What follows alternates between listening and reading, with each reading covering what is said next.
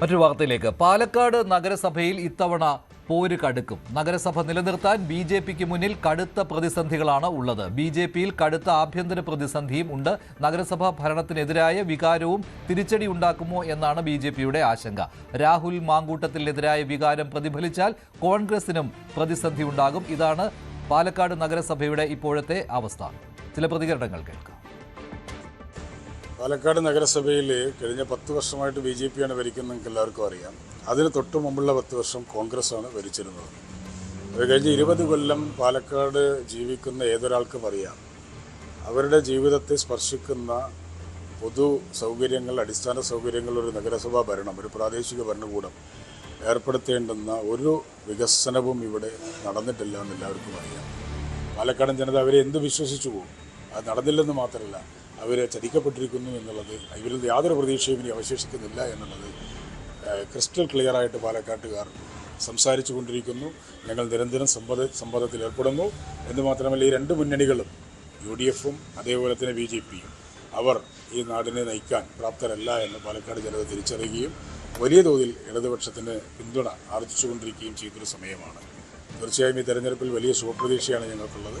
പാലക്കാട് നഗരസഭ LDF തിരിച്ചു പിടിക്കും എന്ന് മാത്രമല്ല, LDF-ൻ്റെ ഭരണത്തിന് കീഴിൽ ഞങ്ങൾ സമയബന്ധിതമായി, നിങ്ങൾ വയ്ക്കുന്ന മാനിഫെസ്റ്റോ പോലും അതാണ്, 1 വർഷം കൊണ്ട്, 2 വർഷം കൊണ്ട്, 3 വർഷം കൊണ്ട്, 4 വർഷം കൊണ്ട് പൂർത്തീകരിക്കുന്ന പദ്ധതികൾ തന്നെ ജനങ്ങൾ മുമ്പാകെ അവതരിപ്പിച്ച് ആ പദ്ധതി കൃത്യമായി സംസ്ഥാന സർക്കാരിൻ്റെ കൂടി സഹായ സഹകരണത്തോടു കൂടി നടത്തും.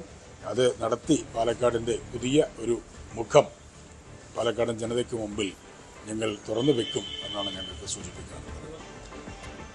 കഴിഞ്ഞ 10 വർഷമായിട്ട് ഭാരതീയ ജനതാ പാർട്ടിയാണ് പാലക്കാട് നഗരസഭ ഭരിക്കുന്നത്.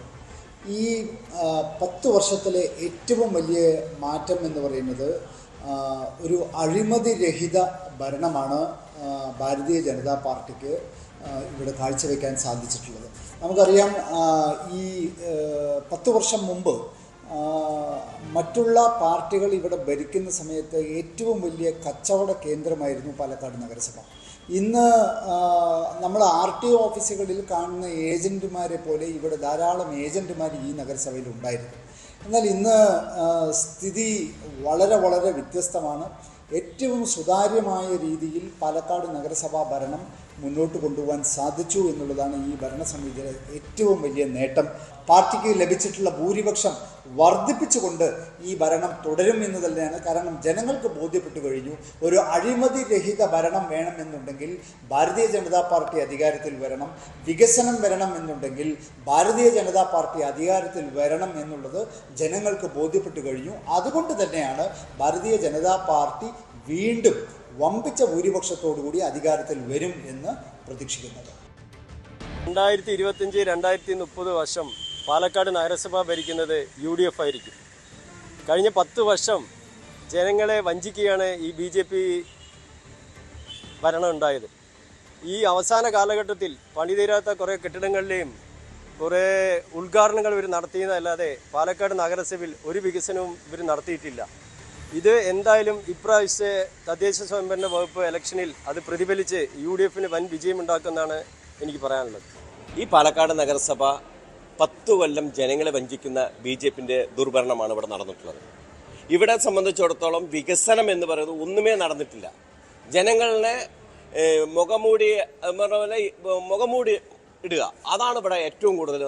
എന്താണ് വികസനം ജനങ്ങൾക്ക് കൊടുത്തിട്ടുള്ളത്?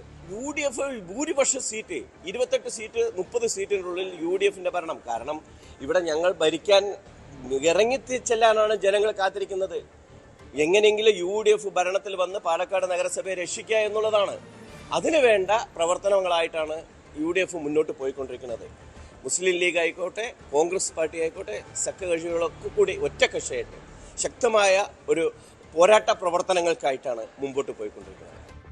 2015-2020 തുടർച്ചയായ 2 തെരഞ്ഞെടുപ്പുകളിൽ പാലക്കാട് വിജയിക്കുവാൻ കഴിഞ്ഞത് BJP-ക്കാണ്. അങ്ങനെ കഴിഞ്ഞ 10 വർഷമായി പാലക്കാട് നഗരസഭ ഭരിക്കുന്നത് BJP-യാണ്. പക്ഷേ ഇത്തവണ അതിൽ മാറ്റമുണ്ടാക്കും എന്നാണ് അതിനു മുൻപ് പാലക്കാട് നഗരസഭ ഭരിച്ചുകൊണ്ടിരുന്ന UDF പറയുന്നത്. അതേപോലെ തന്നെ അട്ടിമറി വിജയം നേടുമെന്ന് LDF-ഉം അവകാശപ്പെടുകയാണ്. CV അനുമോദ് ചേരുകയാണ് കൂടുതൽ വിവരങ്ങളുമായി. അനുമോദ്, BJP പാലക്കാട് നഗരസഭ ഭരിച്ചുകൊണ്ടിരിക്കുന്ന ഈ സമയത്ത് പലപ്പോഴും വാർത്തകളിൽ ഇടം പിടിച്ചിരുന്നു. അത് ഈ BJP-യിലെ ആഭ്യന്തര തർക്കങ്ങളും അതിന് കാരണമായിട്ടുണ്ട്. ഏറ്റവും ഒടുവിലും അങ്ങനെ തന്നെയാണ്. രാഹുൽ മാങ്കൂട്ടത്തിലിൻ്റെ ഉദ്ഘാടന ചടങ്ങിൽ നഗരസഭാ അധ്യക്ഷ പ്രമീള ശശിധരൻ പോയത് വലിയ വിവാദമായി ഇപ്പോഴും തുടരുകയാണ്. പാർട്ടിയുടെ അനുവാദമില്ലാതെയാണ് പോയത് എന്നുള്ള കാര്യവും ഉണ്ട്. ഇപ്പോൾ തദ്ദേശ ഭരണ തെരഞ്ഞെടുപ്പിൽ ഏത് രീതിയിലാണ് BJP കേന്ദ്രങ്ങൾ ഇതിനെയൊക്കെ കാണുന്നത്? ഇത് ഭരണം നഷ്ടമാകും എന്നുള്ള ഒരു സ്ഥിതിയുണ്ടോ BJP-ക്ക്?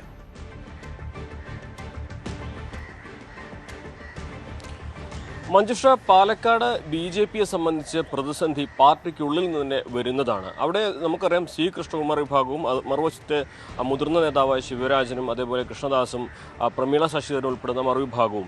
അപ്പോൾ ഇവർ തമ്മിലുള്ള ആഭ്യന്തര കലഹമാണ് ഇവിടെ പാലക്കാട് BJP-യെ സംബന്ധിച്ച് തലവേദന ഉണ്ടാക്കുന്ന ഒരു സാഹചര്യം തീർത്തിരിക്കുന്നത്.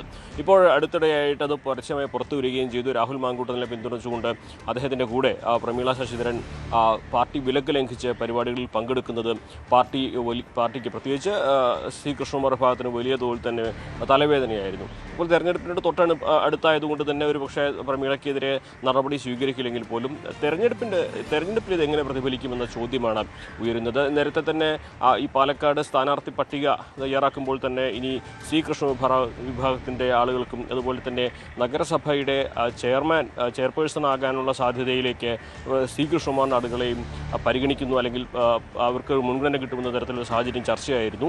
അങ്ങനെ ഒരു സാഹചര്യം വരികയാണെങ്കിൽ സ്വാഭാവികമായിട്ടും ഇത് ശിവരാജനടക്കമുള്ള മുതിർന്ന നേതാക്കൾക്ക് തൃപ്തികരമായ ഒരു സാഹചര്യം തീർക്കുകയില്ല. ഒരു പക്ഷേ അവിടെ തന്നെ ആഭ്യന്തരമായിട്ടുള്ള ഈ പ്രശ്നങ്ങൾ ഉരുത്തിരിയാനും അത് പാർട്ടിയിൽ ഭിന്നത വരികയും അത് മുതലെടുക്കുവാൻ കോൺഗ്രസ് ശ്രമിക്കുന്നൊരു സാഹചര്യം ഉണ്ടാകുമെന്ന് തന്നെയാണ് വിലയിരുത്തേണ്ടത്.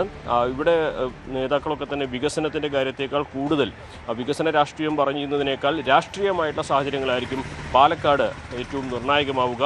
നമുക്കറിയാം കഴിഞ്ഞ 10 വർഷമായിട്ട് BJP ഭരിക്കുന്നത് കൊണ്ട് തന്നെ അവിടെ ഈ കേന്ദ്രത്തിൻ്റെ സഹായത്തോടെ വലിയ പദ്ധതികൾ കൊണ്ടുവരുന്നു എന്ന ഒരു വികസനവാദം BJP ഉന്നയിക്കുമ്പോൾ ഒരു തരത്തിലും അത്തരത്തിൽ കേന്ദ്ര സഹായത്തിൽ ഇവിടെ ഒന്നും വന്നിട്ടില്ല എന്നൊരു മറുപടി കോൺഗ്രസും CPM-ഉം വിശദീകരിക്കുന്നുണ്ട്.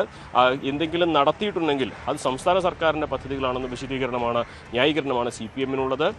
അങ്ങനെ വികസനം പറഞ്ഞുകൊണ്ടുള്ള പ്രചരണം നടക്കുമ്പോഴും ആഭ്യന്തര കലഹം, BJP-യിലെ ആഭ്യന്തര കലഹം തന്നെയാണ് പാർട്ടി ഇവിടെ തെരഞ്ഞെടുപ്പിൽ നിർണായകമാവുക. C. കൃഷ്ണകുമാർ വിഭാഗവും അതുപോലെ തന്നെ മറുവശത്തുള്ള ശിവരാജനടക്കമുള്ള നേതാക്കളുടെ പക്ഷവും അവർ തമ്മിൽ ഉള്ള ഈ ഒരു ഫൈറ്റ് അത് പരസ്യമായിട്ട് ഏത് സാഹചര്യം തീർക്കുമെന്നതാണ് അറിയാനുള്ളത്.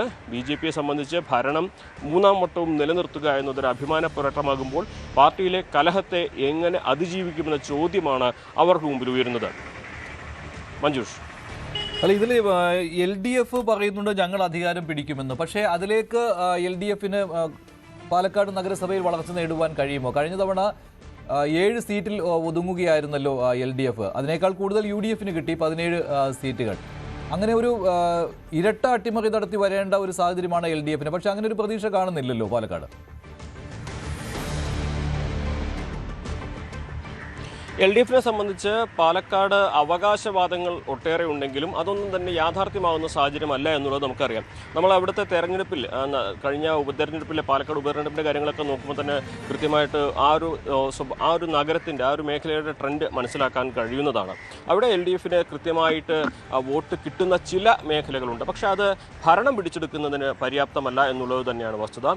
അവിടെ LDF ചെയ്യുന്നത് കോൺഗ്രസിനെതിരെയും BJP-ക്കെതിരെയും പരമാവധി പ്രചരണം നടത്തുക. കോൺഗ്രസിനെതിരെ രാഹുൽ മാങ്കൂട്ടത്തിനെ മുൻനിർത്തിയുള്ള പ്രചാരണങ്ങൾ ശക്തമാക്കുമ്പോൾ തന്നെ BJP-ക്കെതിരെ വികസനമില്ലായ്മയും പാലക്കാടിൻ്റെ എന്തുകൊണ്ട് പാലക്കാട് പിന്നിൽ പോകുന്നു എന്ന തരത്തിലുള്ള പ്രചാരണങ്ങൾ നടത്തുന്നു. ഒപ്പം തന്നെ സംസ്ഥാന സർക്കാർ ഇവിടെ കൊണ്ടുവന്ന വികസനങ്ങൾ അതിൻ്റെ ഭാഗമായിട്ടുള്ള സാധാരണ വികസനം മാത്രമാണ് പാലക്കാട് നടന്നിട്ടുള്ളത് എന്നൊരു പ്രചാരണവുമാണ് LDF നടത്തുന്നത്. അത് സാധാരണ ഈ ഏതൊരു തെരഞ്ഞെടുപ്പിനെയും നേരിടുമ്പോൾ മുന്നോട്ട് വയ്ക്കുന്ന വാദങ്ങളല്ലാതെ ഇവിടെ അട്ടിമറി സാധ്യത മുന്നിൽ കണ്ടുകൊണ്ടുള്ള പ്രചാരണം LDF-ന്റെ ഭാഗത്ത് ഉണ്ടാകുന്നില്ല എന്നുള്ളത് ഒരു വസ്തുത തന്നെയാണ്. ഈ BJP-യുടെയും കോൺഗ്രസിൻ്റെയും ഈ പ്രശ്നങ്ങൾ പരമാവധി മുൻനിർത്തിക്കൊണ്ടുള്ള പ്രചരണം നടത്തി അതിൽ ഭിന്നത വീഴ്ത്തി പരമാവധി സീറ്റുകൾ നേടാനുള്ള ശ്രമമാണ് LDF-ന്റെ ഭാഗത്തുനിന്നും ഉണ്ടാകുന്നത്. പക്ഷേ അത് ഭരണം പിടിച്ചെടുക്കാൻ തക്കവണ്ണം പര്യാപ്തമാകുമെന്ന് പറയാനാകില്ല ഈ ഘട്ടത്തിൽ. മഞ്ജുഷ്. യു ഡി എഫിന്റെ പ്രതീക്ഷകൾ എത്രത്തോളമാണ് അനുമോദം? ഇപ്പോൾ രാഹുൽ മാങ്കൂട്ടത്തിൽ ഇഫക്റ്റ് എന്നൊക്കെ പറയുമ്പോൾ അത് നെഗറ്റീവ് എഫക്റ്റ് എന്നുള്ള രീതിയിലല്ലേ പരിഗണിക്കാൻ കഴിയുകയുള്ളൂ. ഇപ്പോൾ രാഹുൽ വരുമ്പോൾ ആള് കൂടുന്നുണ്ട് എന്നുള്ളത് ശരി തന്നെയാണ്, പക്ഷേ പാർട്ടിക്കുള്ളിൽ അത് പ്രതിഫലിക്കണം എന്നില്ലല്ലോ.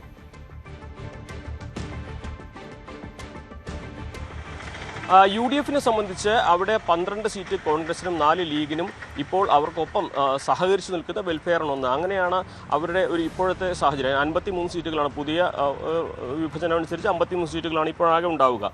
അവിടെ യു ഡി എഫ് ലക്ഷ്യമിടുന്നത് ഈ